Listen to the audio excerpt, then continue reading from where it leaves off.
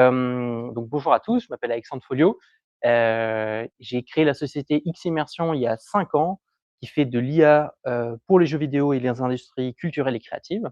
Donc là, je vais présenter un peu mon retour d'expérience sur ces 5 dernières années.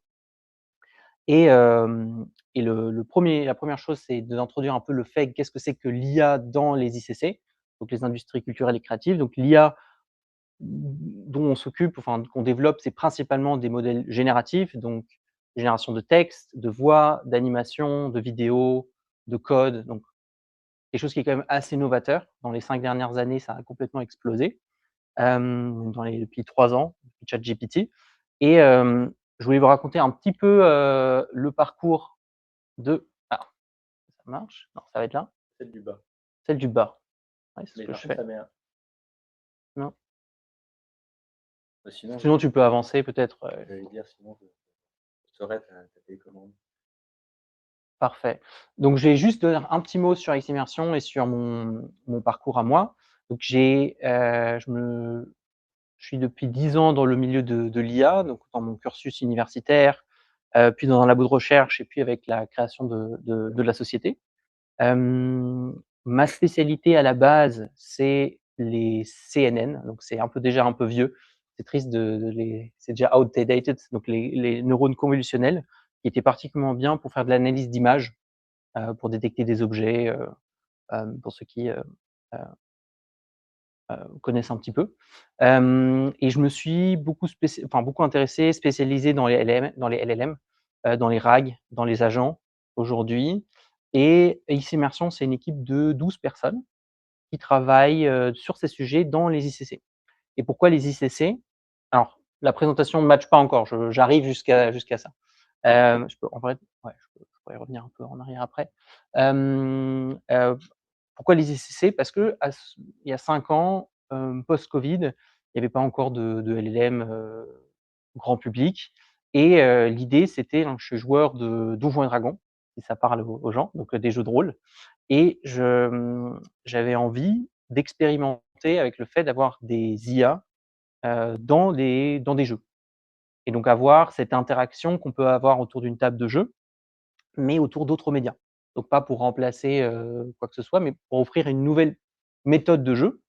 Et oui, et en plus de ça, pourquoi les ICC? Parce que c'était un bon terrain de test. C'est un bon terrain pour expérimenter. Donc parce que si on commence à faire ça dans la médecine et dans l'aviation, dans le nucléaire, tout de suite il y a des contraintes assez fortes, et surtout pour les IA génératives qui font des erreurs, ça c'est évident. Mais si une erreur dans un domaine qui n'est pas critique, pour moi, ça devenait acceptable de pouvoir avoir des IA qui ont qu'un score de 95 d'accuracy. Dans ce cas-là, c'est très bien. Si c'est pour une centrale nucléaire, tout de suite, c'est pour une prédiction de cancer ou quelque chose comme ça, c'est tout de suite moins agréable. Et c'est pour ça que je me suis dirigé vers cette industrie. Donc ça, c'est très rapidement, je vais juste présenter ce qu'on fait aujourd'hui. Donc on fait 3 choses. On fait des workshops pour expliquer l'IA et pour comprendre les problèmes des sociétés. On développe des modèles custom pour ces sociétés et après on le déploie chez eux, soit sur des serveurs qu'on loue, soit chez eux sur leurs serveurs à eux. Ça, c'est notre business model. On a bossé avec ouais, il y en a une, c'est une fraction, avec pas mal d'entreprises. Donc il y a le Grand Palais Immersif à Paris avec qui on a travaillé pour des expositions. Vous pouvez discuter avec des tableaux, donc un peu à la Harry Potter, et les tableaux pouvaient raconter un peu leur histoire.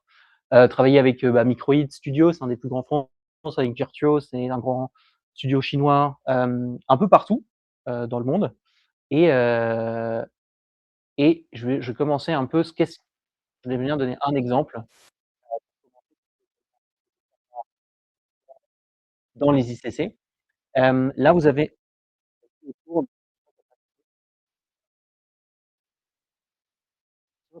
OK. Alors, le son est avant. Je vais expliquer ce qui se passe et peut-être que tu peux remettre la vidéo juste après, juste avant ça. En gros, l'idée de ce jeu, c'est un vrai jeu, hein, qui est sorti, il y a 2 ans, 1 an et demi. Mais je trouve l'exemple assez parlant. C'est un coop, donc un jeu qu'on joue à plusieurs dans une équipe. Donc les joueurs, se voient pas, mais ils ont leur micro et ils doivent explorer dans le jeu une ruine souterraine, et ils doivent récolter certaines choses à l'intérieur. Sauf qu'ils se parlent dans le chat entre eux, sauf qu'il y a un alien dans les ruines qui va cloner la voix d'un de ses joueurs et cloner son apparence, donc cloner son aspect visuel et parler dans le micro d'un de ces joueurs-là. Donc, il y a un des joueurs qui pense que son ami est en train de lui parler et de lui dire viens par là, j'ai trouvé un truc. Ce serait l'équivalent de l'arnaque au petit-fils, hein, exactement, mais dans un contexte qui est le contexte du jeu. Et ça avait fait justement c'était assez novateur à ce moment-là quand c'est sorti. Ça avait eu une très bonne critique. Il y avait Squeezie, je ne sais pas si vous connaissez, qui Mmh. avait joué ça avec ça justement et qui avait bien apprécié. Euh, qui avait apprécié ce jeu. Donc c'était intéressant d'expérimenter avec ça dans un milieu qui n'est pas critique.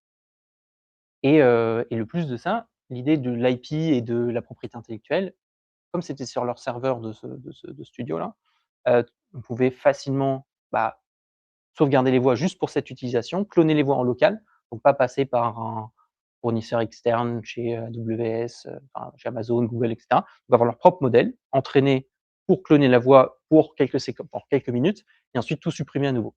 Comme ça, au niveau des droits, et la partie RGPD, on était tranquille.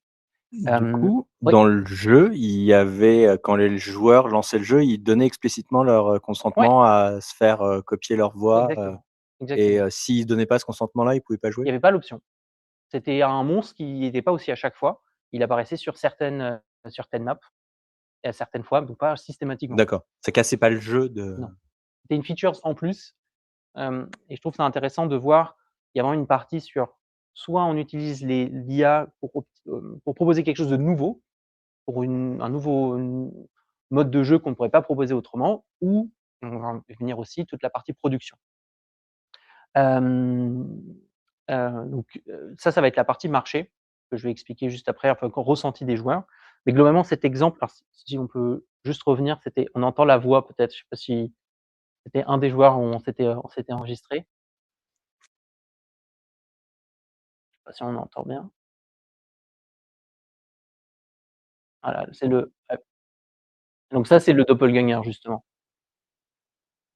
Mais on n'a pas très bien entendu, mais c'était I found something qu'on a entendu. Et donc il se transforme et il mange le pauvre joueur qui s'était fait attirer. Voilà. Donc ça, c'est un exemple qu'on a fait, mais on a bossé sur plein de studios, enfin plein de sujets différents avec des studios, avec des musées, avec des studios d'animation, hem, avec des escape games. Et l'idée, c'était toujours de pouvoir proposer quelque chose de novateur. Et dans d'autres cas, c'était aussi de comment est-ce que, et ça, c'est le souci aujourd'hui avec les IA dans les ICC qui posent souvent des soucis, c'est qu'ils remplacent des tâches actuelles par des IA. Donc, je génère des images, je génère des voix, pas pour offrir quelque chose de nouveau, mais pour remplacer ce qu'il y a actuellement. Un des exemples les plus marquants, c'était de remplacer, enfin, il y a eu des grèves aussi dessus, sur les voilà, les doublages de voix, les voix de doubleurs, qui sont utilisés avec des IA. Donc, typiquement, je vais en revenir. Peut-être que je vais donner d'autres exemples un peu plus tard, mais je vais juste montrer un peu le ressenti marché, de comment c'est perçu aujourd'hui, parce que j'ai participé aussi à une étude là-dessus. Donc je trouve que c'est toujours bien aussi de commencer avec quelques chiffres, pour voir un peu le marché. Donc, là, c'est principalement le jeu vidéo qui est le plus enfin, dans les ICC, celui qui est le plus gros aussi. C'est le plus grand parmi les ICC en termes de marché. Donc, il est peut-être pas, les chiffres sont peut-être pas 100% révélateurs pour tous les ICC, ouais, pour la moyenne, mais à mon avis, c'est quand même intéressant de regarder ces chiffres-là. Donc, déjà, j'adore est-ce que votre société utilise de l'IA dans le développement? 52% oui, c'est quand même beaucoup. Et moi, j'adore le unsure 13%, qui est quand même, voilà, qui est quand même intéressant. Ouais, c'est ça. C'est un peu un premier aperçu, ou qui a peur de dire aussi si oui ou non. Donc, ce que j'ai vu, moi, c'était aussi que ça tournait autour de 60% au niveau des chiffres dans le jeu vidéo, et que ça augmente chaque année. Depuis quelques années, ça augmente vraiment, enfin, de manière notable chaque année. Et et aussi l'aperçu de comment est-ce que l'IA est utilisée ensuite. Est-ce que c'est une option 28%? Enfin, est-ce qu'on peut utiliser de l'IA générative dans le développement? Donc, c'est optionnel 28%. Certains outils oui, d'autres non, 22%. Bah, je vous laisse regarder par vous-même. Mais globalement, ce qui est intéressant, c'est que c'est quand même un patchwork. Donc, et c'est ça, je vais un peu essayer de montrer ça, c'est que les studios et les ICC voient le potentiel, mais il n'y a pas vraiment de stratégie pour l'instant et chacun fait un peu à sa sauce. Et je vais montrer peut-être dans les. euh, hop, je veux bien aussi si tu peux aller à la suivante.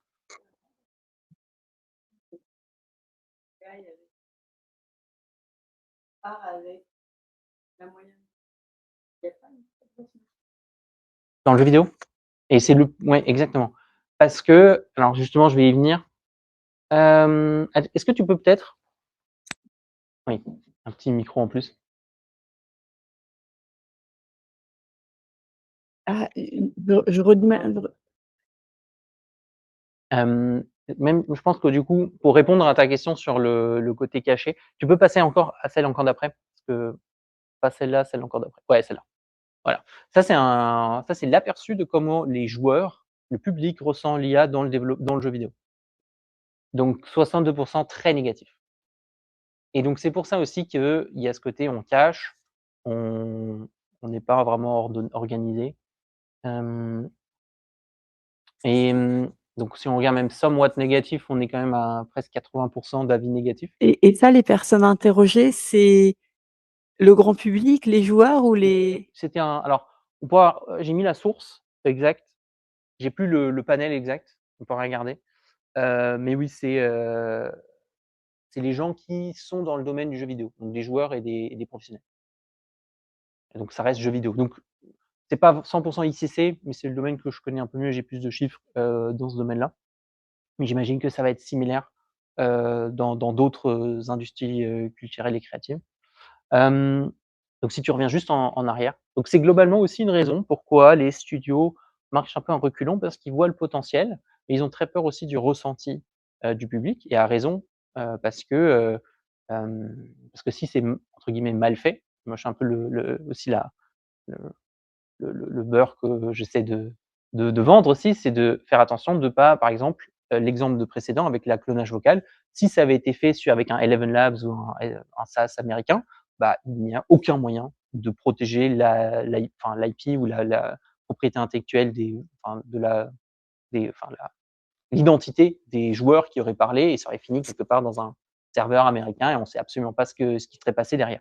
Mais du coup, en fait, ce que tu disais sur les ICC étant une application non critique de l'IA, c'est pas si vrai que ça parce qu'il y a un véritable enjeu pour les studios. S'ils se ratent, ça peut leur coûter très cher, si j'ai bien Bien sûr. compris. C'était plutôt de mon point de vue quand j'ai commencé. D'accord. C'était comme ça que j'entendais le non critique, mais c'est absolument pas le cas. C'est pas du tout juste un add-on.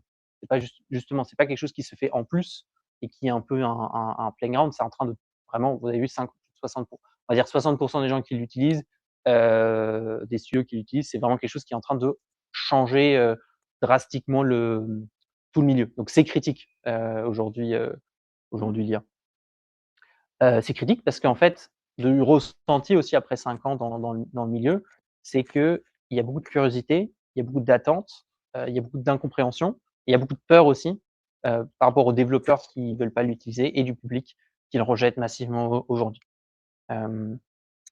Et donc ça, c'est aussi intéressant de l'utilisation de l'IA générative. Donc cette peur se revoit aussi en chiffres au niveau de comment c'est utilisé, ça rebaisse un petit peu, en tout cas de comment c'est déclaré. Et une autre chose que je trouve que je trouve très intéressante, c'est que quelles IA sont utilisées, des modèles de IA génératifs, donc ça c'est ChatGPT, Gemini, etc., ou des modèles spécialisés. Donc c'est-à-dire que la plupart quand même des modèles c'est rapporté sur le pourcentage, donc 28 sur 5, c'est 3/4, plus de 3/4, 80%, utilisent des modèles des grands distributeurs et pas des choses spécialisées. Voilà, donc là globalement, c'est un peu le ressenti que j'ai, que ce que j'ai expliqué là juste avant, c'est que dans les ICC, il y a beaucoup d'attentes, il y a beaucoup de désir d'apporter des nouvelles solutions, de proposer des nouvelles features, mais in fine, c'est beaucoup de peur que ça remplace des métiers, remplace des compétences et que ce soit moins bien qu'avant. Voilà, que ça fasse moins crédible. Moi, mon point de vue, c'est que alors je finis juste là-dessus. Ouais. Moi, mon point de vue, c'est plutôt si c'est quelque chose de novateur qui n'aurait pas été fait par un humain ou si ça peut compléter la production. Donc par exemple, il y a des, studios avec lesquels on bosse où on fait de la synthèse vocale, où les studios, un peu comme comme s'il y avait un droit à l'image et on fait de l'IP avec, des avocats spécialisés. On enregistre, les mêmes, samples de voix que comme pour un jeu normal, donc ils enregistrent peut-être 300 voice lines ou 500 voice lines pour le jeu. On utilise ça pour faire un entraînement de voix et ensuite le studio pour plus tard, pour une extension ou s'ils ont des petites phrases à changer, à corriger ou pour des quêtes annexes, ils utilisent ce modèle-là pour générer les voix en plus. Donc d'un point de vue rémunération, les auteurs sont, rémunérés, sont crédités. L'IP reste que pour un jeu, enfin pour un jeu ou pour une expérience et pas, ad vitam aeternam et il y a un contrôle aussi de où sont les données et où sont les modèles entraînés. Et alors ça c'est après il y a à mon avis des gens qui seraient contre. Je sais pas si on peut peut-être faire aussi un petit sondage sur, voir est-ce que c'est bien ou pas? Et en tout cas, c'est quelque chose que je trouve déjà plus compatible avec, le côté créatif, et le côté, droit d'auteur. Hem et finalement, comme ça arrive dans tous les cas, les gens vont l'utiliser, autant le faire comme ça que de passer de manière un peu sauvage, ou en shadow, par des alternatives, pires. Voilà, un peu mon postulat. Je sais pas si, vous voulez peut-être sur la partie marché avoir des questions, des retours là-dessus, Moi, la question que j'avais, mais c'était pour comprendre un peu cette séparation general purpose versus, specialized AI tool. Ouais. C'est, typiquement un Claude Code, tu le ferais rentrer dans le spécialisé Non, ou tu le ferais rentrer dans le general du purpose? 100% général. Parce qu'il a quand même aujourd'hui, il y a des librairies, spécialement pour, développer des trucs sur, Unreal ou sur, d'autres, moteurs de jeu qui ont été, on va dire, un peu tunés spécialement Ouais. pour ces jeux-là, enfin pour ces moteurs-là. Et c'est un peu pareil, je me dirais, si on prend un cas d'exemple, comme, ce Velizy Beach, Ouais. où il y a un modèle qui va répondre aux joueurs. Est-ce que tu considères que c'est un modèle, qui est general purpose ou est-ce que c'est un modèle qui a été quand même spécialisé? Parce qu'il y a eu un travail derrière pour Je que vois ce que tu veux dire. Donc pour reformuler, les general purpose AI models, c'est vraiment non, je parle des modèles, donc Claude, Gemini, enfin ChatGPT. Après, hem, tu peux peut-être, reposer juste pour la En fait, par exemple, Heygen ou Eleven Lab ou LTX, vous ouais. les classerez plus, du coup, dans les general purpose ou, dans les Alors il spécialisés? faudrait regarder exactement comment ils ont classifié. Là, c'était plutôt, je pense, quand ils parlent de specialized game development tools, je pense que c'est, en ouais, je pense que par exemple Eleven Labs, il rentrerait dans la partie générale, parce que c'est quelque chose que tout le monde utilise. C'est pas spécialisé pour un cas d'usage particulier dans la production d'un jeu. C'est à ce niveau-là de spécialisation qu'il faut rentrer si tu voulais avoir quelque chose de vraiment spécialisé.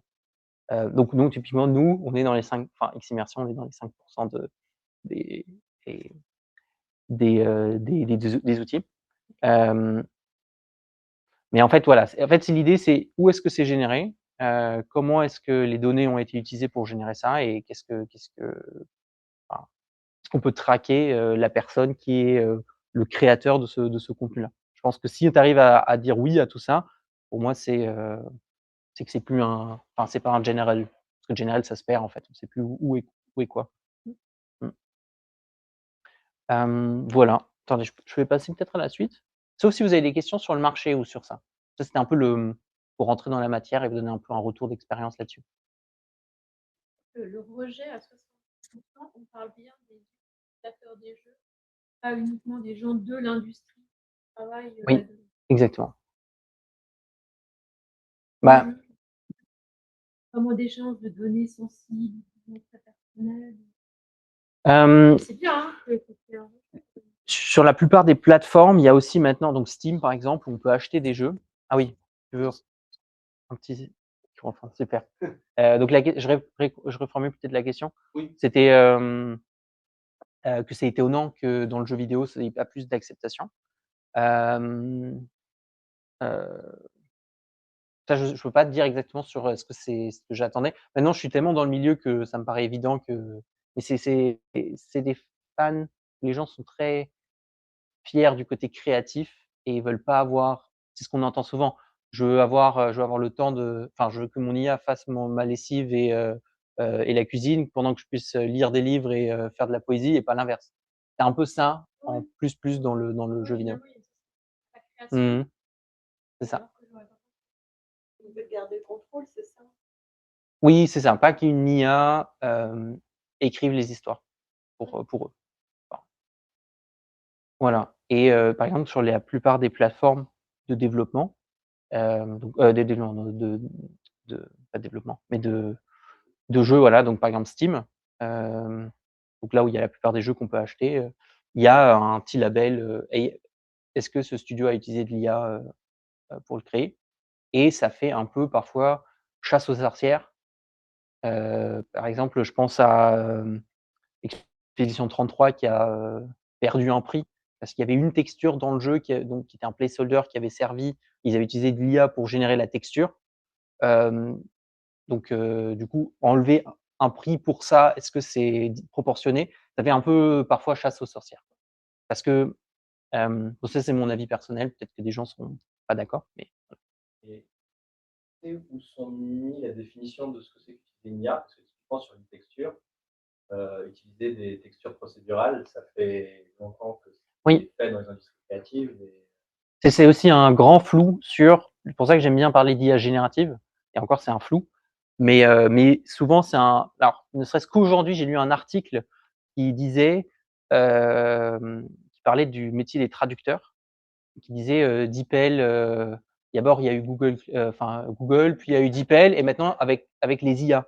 En fait, DeepL, c'est aussi un modèle génératif, donc c'était déjà une IA et même Google, c'était aussi des IA qui faisaient ça. Donc en fait, on confond souvent le wording, et on met un peu tout dedans et c'est pour ça chasse aux sorcières, c'est mauvais, c'est méchant, c'est voilà, c'est mauvais. Voilà. Bon, je vous dis ça, moi je suis aussi de l'autre côté et j'essaie de parce que je pense qu'il y a un vrai potentiel, il y a vraiment des choses à faire qui sont intéressantes et de le faire bien. Donc je suis un peu biaisé, je suis absolument biaisé dans cette analyse-là, mais hem, je suis aussi, très franchement, je suis absolument pas adepte des jeux 100 auto-générés par des IA et il y en a aucun qui fonctionne aussi parce que c'est plus compliqué que ça. Des rails, c'est pas très intéressant, au niveau du jeu.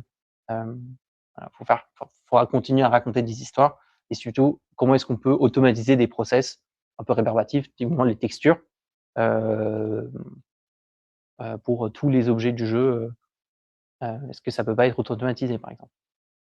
Mmh. mais par exemple, toi qui es joueur de jeux de rôle, tu imagines pas, Baldur's Gate, avec, un maître du donjon, Oui, mais Baldur's Gate, c'est un peu, donc la question c'était, comment est-ce que je m'imagine un Baldur's Gate en IA? Parce que Ouais, j'allais dire des IA maîtres, du jeu, il y en a qui travaillent là-dessus, ouais. spécifiquement, Ouais, mais après, est-ce que si tu as 100 000 000 et 10 ans de temps devant toi, tu peux faire un peu ce que tu veux. L'idée, c'est aussi, on est dans un temps, un âge où même, tous les jeux coûtent de plus en plus cher. Je crois que c'est un des je sais plus si j'ai mis dedans, mais c'est aussi dans mes chiffres. Je crois qu'en moyenne, les jeux coûtent 5 fois plus cher sur la même catégorie. Donc un jeu de triple A qui aurait coûté, 20 000 000 il y a 20 ans, il coûte 100 millions aujourd'hui à produire. Heu, c'est lui? Non. non, je sais pas. Hem Exactement. Non, allongé aussi.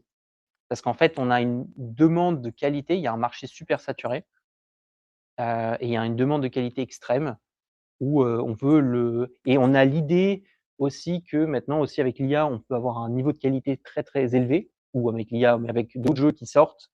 En fait, on tend de plus en plus vers quelque chose de qualitativement supérieur, enfin bon et donc du coup, tout ce qui est en dessous, en fait, passe à la trappe. Voilà et donc tout coûte plus cher. Et donc du coup, ce serait le moment aussi d'utiliser des IA sur des, process qui font l'unanimité du public et des développeurs, mais pour l'instant, c'est vraiment à tâtons. C'est chacun. Il y a pas. On l'a vu dans le premier des schémas, c'est vraiment un patchwork de stratégies. Il y en a certaines c'est ok, d'autres c'est pas ok. Personne ne sait vraiment comment ça va avancer. Moi, j'ai aucune idée de est-ce que ça va continuer à descendre, est-ce que les IA génératives vont être diminuer, l'usage va diminuer ou est-ce que ça va stabiliser ou augmenter? Je peux pas le dire. Je sais pas. Faudra vraiment voir. Mon point de vue, c'est qu'il y aura un jeu, un Baldur's Gate IA exceptionnel, qui va sortir dans les 5 prochaines années et tout le monde sera en mode: «Bah oui, mais ça, c'est exceptionnel, donc on peut faire ça c'est OK». Voilà. L'IA est embarquée dans de plus en plus d'outils finalement. In fine, si on cumule tout ça, normalement, le poids d'IA embarquée, elle devrait soit se stabiliser à un moment donné, soit continuer à augmenter.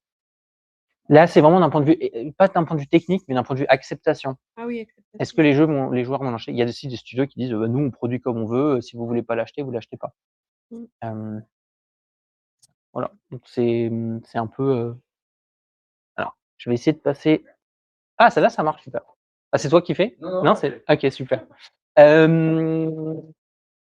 Donc, petit point aussi, je finis sur le marché. Après, j'ai quelques autres slides sur d'autres use cases qu'on fait chez Ximmersion et on pourra peut-être aussi en discuter par rapport à des cas concrets ou peut-être on avait parlé un peu d'IP et d'outils. Je finis juste là-dessus, c'est globalement où est-ce que l'IA est utilisée aujourd'hui, donc dans le game art principalement, in-game art. Donc par exemple, ça s'appelle les textures qu'on traite dedans. Dialogue, voice-over, on en avait parlé aussi. Pré-production beaucoup. Donc voilà, donc ça reste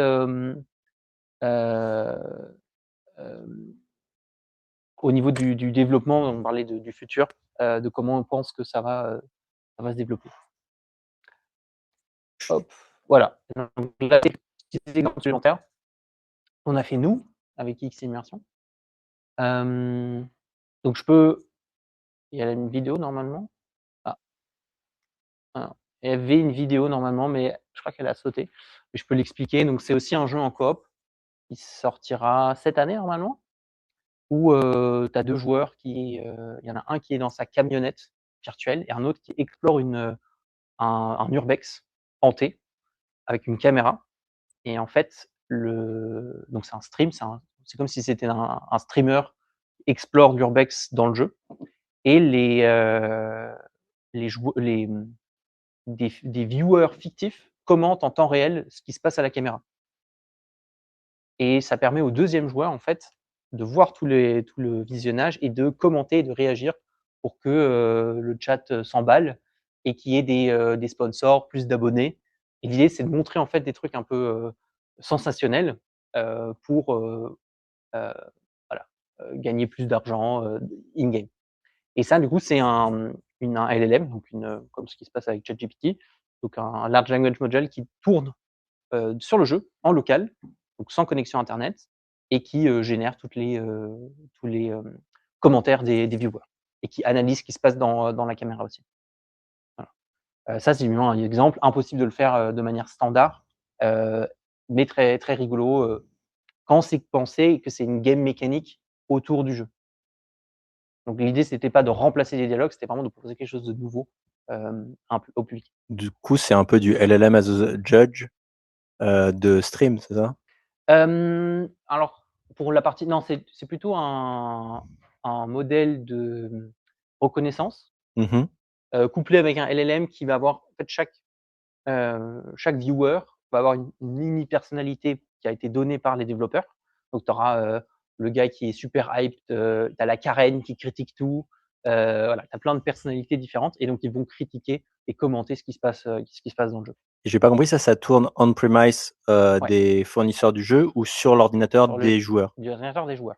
Et est-ce que vous avez des problématiques pour choisir la bonne taille de modèle? Parce qu'aujourd'hui, il y a des ordinateurs de joueurs qui peuvent faire tourner des modèles, satisfaisants, mais Ouais. ça limite, le nombre de joueurs. Alors justement, c'était un des gros points où on s'est spécialisé avec Ximmersion. C'était vraiment comment est-ce qu'on peut avoir des modèles très fine tunés, donc très spécialisés sur une chose. Donc il ne pourra plus Le LLM, il pourra plus faire des calculs, compliqués. Par contre, il saura très bien encore faire de la génération de dialogue et donc du coup, ça permet d'avoir des tout petits modèles. Donc là, actuellement, celui-là, c'est un modèle qui pèse, je crois qu'il pèse 1 giga, 1,5 giga, qui a, 3 milliards de paramètres. Donc c'est relativement petit. Ce que vous utilisez sur un ChatGPT, c'est du 70 minimum. Enfin souvent, mais ça peut changer, bref, c'est pas important, mais en tout cas, c'est beaucoup, beaucoup plus petit et on lui a fait oublier, en fait, une grosse partie de ses connaissances pour le réduire au maximum. Voilà et aussi, du coup, on peut activer plusieurs layers d'attention. Donc en fait, avoir qu'il soit plus intelligent, mais dans ce cas-là, on s'en fiche qu'il soit super intelligent et qu'il compare plein de phrases. On veut quelque chose un peu plus simple. Ouais, sur le dialogue, ouais. Sur du dialogue, créatif, ouais, exactement. Donc il sait plus que faire ça, mais il le fait très bien. Et du coup, vous êtes partis de modèles plus gros que vous avez lobotomisés, en gros? C'est ça, exactement.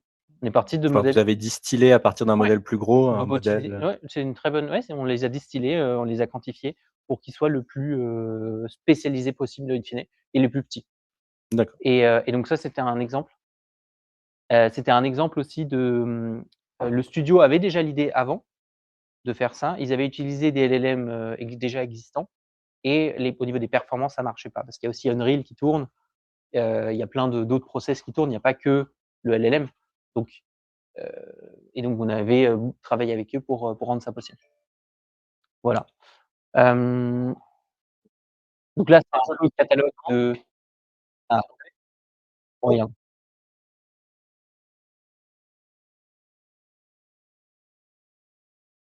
OK, donc là, c'est pas très important ce qu'il dit, mais c'était plutôt pour montrer. On a, travaillé avec, d'autres studios pour de l'animation 2D. Donc c'est globalement, ce que vous voyez avec, ce serait l'équivalent comme un deepfake finalement, mais qui tourne aussi en local et qui peut tourner avec le jeu. Donc ce qui se passe, c'est qu'on a, donc l'animation, on lui extrait le background et après du coup on a un PNJ, qui bouge et qui s'anime, dans le jeu. Oui? Non. Oui, c'était l'atelier Question Luma sur, l'IA dans les industries créatives. Ah pardon, Oui, Luma, j'ai entendu. oui, c'est ça.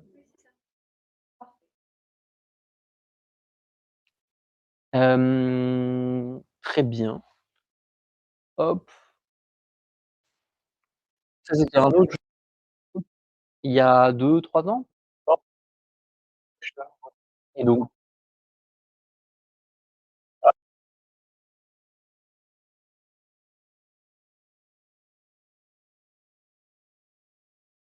exactement, la même chose sur de la 3D avec du coup de la génération automatique d'animation, de lip sync et d'animation faciale. Ça, c'est du coup un jeu qui est sorti aussi il y a, 2-3 ans avec la Mère Zone et qui est du coup pré-généré. Donc en fait, ça leur a permis de générer plus rapidement plein de lip sync, plein d'animations. L'idée, c'est aussi, au lieu du coup, des animateurs qui font ça manuellement, c'est d'avoir du coup un outil qui permet d'automatiser ça et de gagner du temps, et de pouvoir plutôt passer du coup, réduire les coûts de développement, réduire le temps de développement et se focaliser plutôt sur les choses plus intéressantes pour un animateur à faire que, du lip sync, un peu embêtant, dans des langues différentes. Heu, si c'était un expérience, animation, c'est la même chose.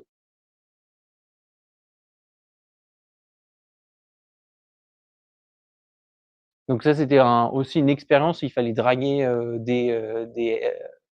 des bots dans un jeu et donc là, globalement, c'était comme une dating app où tu pouvais discuter et du coup, ça devait répondre au tac au tac rapidement. Hem, en voiture, avoir un plan, réaliste. Ça, c'est la voiture jaune que vous voyez, c'est une voiture animée par IA et par d'autres modèles et les 3 autres, c'est des voitures animées par Isabelle Ardan et en fait, ce qui se passe, c'est que je sais pas si vous voyez, mais les 3 voitures d'avant, elles ont le même comportement. Elles suivent en fait une guideline, une ligne mal définie et elle, du coup, elle arrive en fait dans les virages à faire des overtakes, passer de côté, avoir un comportement plus humain. Ça, du coup, c'est avec un peu de reinforcement learning qui permet ça. Au lieu d'avoir une IA qu'on appelle l'IA dans le jeu vidéo, classique, entre guillemets, qui n'a pas de comportement, enfin, qui a un comportement scripté, automatisé et optimisé. Mais là, dans ce cas-là, c'était vraiment un modèle qui a appris sur chaque terrain quels sont les profils et qui pouvait réagir aussi en fonction de si le joueur passait à droite d'elle, elle pouvait le bloquer, et cetera, pour avoir un comportement plus réaliste et avec un système de statistiques. C'est-à-dire que tu as des voitures plus agressives, des voitures plus défensives, et cetera, et cetera. Ce qui aurait été impossible pour un petit studio, enfin un petit studio, relativement petit studio à développer. Même les gros studios, les jeux de voitures n'ont pas ce genre de fonctionnalité. Ils font un système ou sur FIFA ou des jeux où il y a un stratagème de jeu classique, mais en fait, il y a plein de choses qu'on peut faire par du reinforcement learning pour le rendre plus intéressant, pour du prototypage, pour des textures et les voix. C'est les 2 premiers vraiment use case qu'on peut aussi facilement itérer et il y a une bonne compréhension aussi des gens. Donc c'est-à-dire que, OK, je peux générer sur une base, par exemple pour l'image, je peux par exemple embaucher mes graphistes et mes designers pour dessiner une trentaine, quarantaine d'images qu'ils auraient fait dans tous les cas pour le jeu et j'utilise ça comme base pour entraîner mon modèle par-dessus pour générer plus d'images dans le même style. Pour les DLC, pour du prototypage, pour ce genre de choses. Voilà. Et pour les voix aussi, ça arrive de plus en plus. Ouais.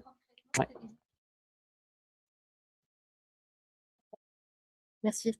En fait, c'est des outils sur mesure que vous faites, qui s'adaptent aux besoins d'un client. C'est ça.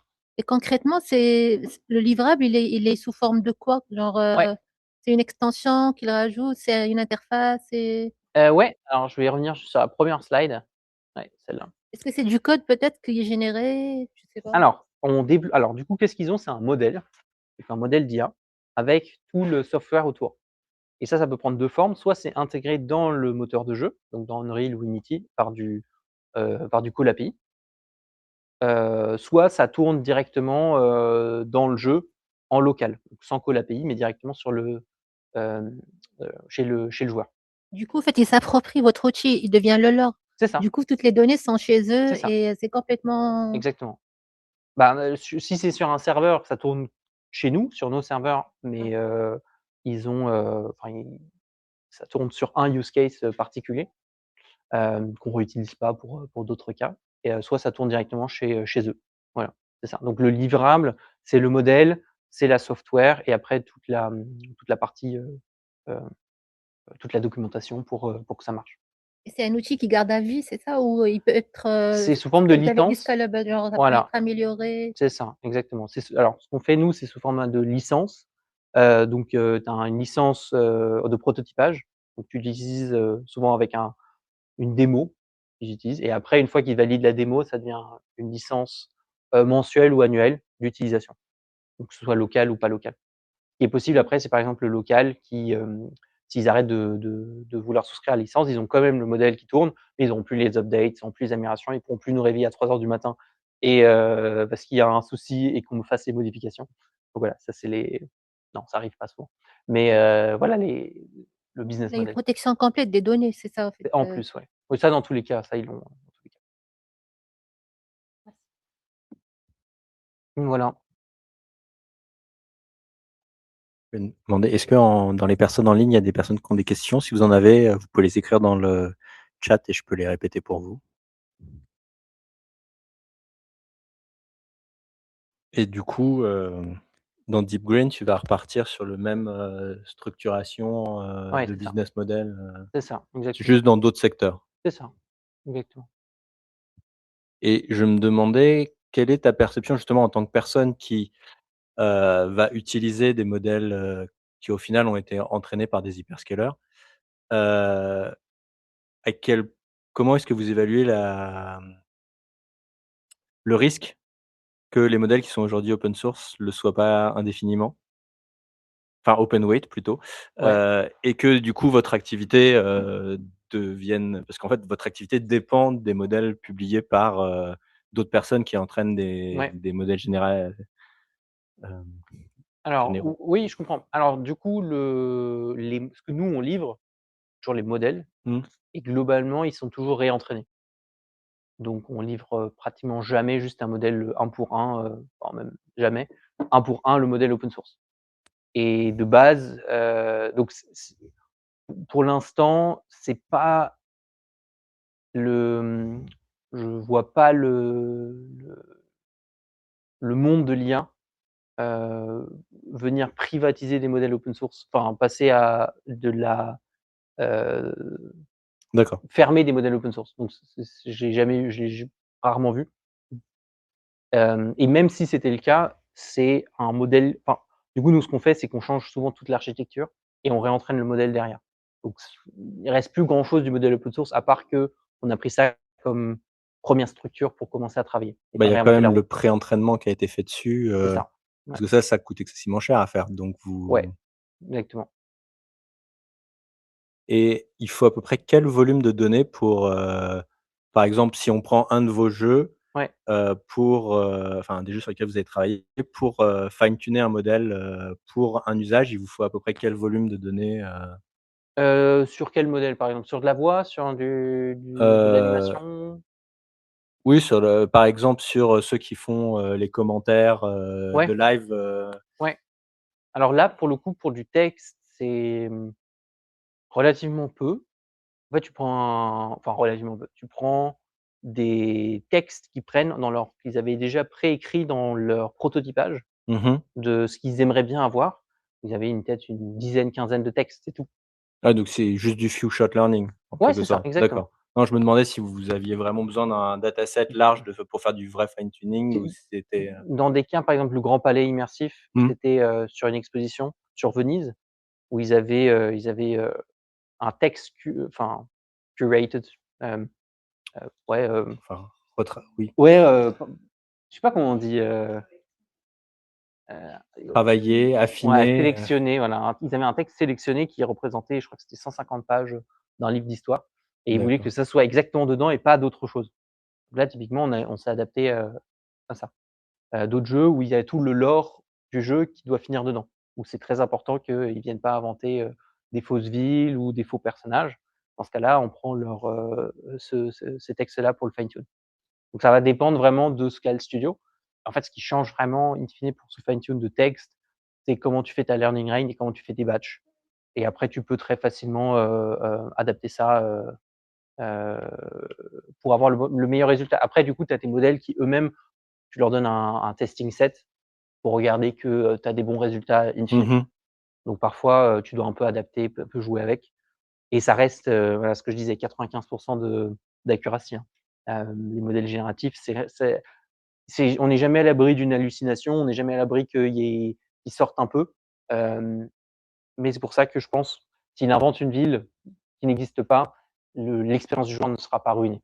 Oui, oui, non, elle peut même, au contraire être, ça peut être ludique. Mais, je Ouais, me demandais justement dans quelle mesure, votre approche de fine tuning évitait les hallucinations? Parce que ça peut être le problème principal que, le modèle s'emporte ouais. et se dise: «Ah oui, si vous continuez par là, après cette ville, il y aura ça» et il commence à Ouais. créer des choses, Heu, on a eu moins d'expérience aussi de création d'univers pour exactement ces problèmes-là. Parce que pour l'instant, il faut quand même combiner beaucoup de modèles entre eux, donc avoir des règles qui retiennent la mémoire de tout ce qui s'est passé. Donc on est presque dans une expérience d'agent, mmh. qui est aussi intéressant. Il y a aussi des jeux là qui se lancent avec ça, sauf que c'est beaucoup plus gourmand et donc c'est pratiquement impossible de le faire en local. Donc il faut avoir un serveur pour ça et si tu veux scale avec plein de joueurs, ça va coûter un certain coût, mais c'est possible. Hem, ouais, Oui, expérience d'agent, c'est-à-dire qu'on a plusieurs avec ouais, chacun un rôle et un c'est orchestrateur ça, pour, exactement. s'assurer qu'il y ait pas de Typiquement, il y en a un dit, «Je vais au bout de la rue». Il y en a un, l'IA doit check: «OK, où est-ce qu'on se trouve actuellement? Décris-moi, qu'est-ce qui s'est passé dans les, 5 derniers tours de conversation?» Et donc il y a chacun qui va être spécialisé sur une tâche pour, répondre à ça. Est-ce que par exemple, il y a, quelqu'un qui me court dessus, du coup, il faut que je crée, cet individu-là pour venir le track pour plus tard. Donc là, il y a on peut avoir plein de séquençage d'actions comme ça. Pour l'instant, il y a quelques jeux qui le font, des jeux en ligne, heu, pas trop dans les jeux, on va dire classiques PC, PC Android, enfin PC, mobile ou console. Ouais. s'ils le font, c'est pour justement éviter que ça parte Ouais. trop, Oui, oui. Ouais. Et ça, c'est quand même un certain risque que ça arrive. Et ça arrive quand même. Enfin, je veux dire, c'est un modèle qui est là. Ça reste un perroquet intelligent. Enfin, non, ça reste juste un perroquet qui ressasse des choses qu'on lui a dit de ressasser. Donc, si tu lui dis, je continue à foncer tout droit, je passe à travers le mur, peut-être le modèle va dire, tu te fais mal. Non, non, moi, je me fais pas mal. Moi, je sais passer à travers le mur. Il y a une probabilité qu'ils disent, ah oui, d'accord, tu passes à travers le mur. C'est pas impossible. Et je me demandais si tu avais bossé avec des équipes de e-sport, parce que nous, on a essayé, on aurait bien aimé en avoir une dans le club. Alors, soit ils sont pas très avancés, soit ils sont hyper, ils veulent surtout pas s'ouvrir à qui que ce soit, donc même en venant chez nous, donc nous, on n'a pas encore réussi, pour l'instant ni à les avoir dans le club, ni à faire des ateliers, mais je me disais que ça pouvait, Non plus. vous non plus? Il y avait, et quand on était incubé au Link, Ouais. donc qui était donc l'incubation chez Paris Senco, il y avait une branche e-sport. Et on a essayé de faire des partenariats et non, ça s'est jamais fait.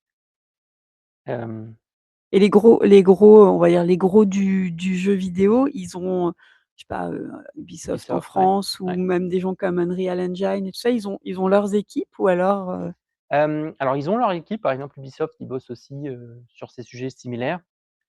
Il y a plusieurs contraintes un peu étranges. Les gros, ils ont souvent leur propre moteur de jeu. Donc pas Unreal, pas Unity, donc ceux qui datent un petit peu. Et ils sont... Parce que si on veut faire tourner des LLM en local, il faut vraiment une bonne gestion de tout ce qui est mémoire, de comment est-ce qu'on va faire tourner tout ça. Et du coup, c'est quand même un peu moins optimisé de base la plupart du temps. Donc ils bossent dessus. Pour l'instant, il y a eu des solutions qui sont sorties dans les gros, mais ça reste quand même plus marginal.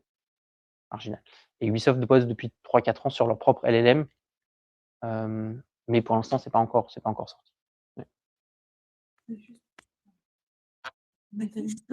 Non, en fait, mais du coup, je te passe le micro après. J'allais juste dire, si les gens en ligne ont plus de questions, on peut peut-être continuer aussi autour d'un verre, mais. Oui, bonjour, désolée, Bonjour. du coup, j'ai raté pas mal de slides. Une question, c'était sur la partie hardware, en fait. Aujourd'hui, Ouais. vous faites du in-house ou vous faites sur quoi vous vous basez? Ouais. Alors, sur la hardware, globalement, ça marche sur mobile, donc sur Android. Donc, on fait tourner des tout petits modèles sur Android. D'accord, donc avec des paramètres plus faibles, Très d'accord. faibles, exactement. C'est des tout petits Vous avez modèles. quoi comme LLM?